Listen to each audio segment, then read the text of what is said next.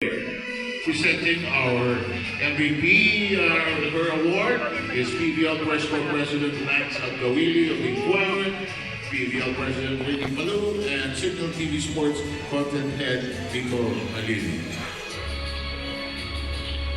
The PBL Season MVP from the Farm Fresh Foxys, Tricia Dugu. Tricia has emerged as one of the most potent scorers in the PBL, constantly among the top scorers and attackers in each conference.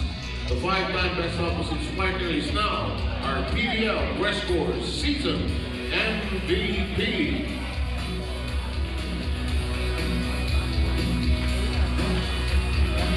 Tricia, we won't let you go off stage without hearing a few words, so what do you have to say for everyone here?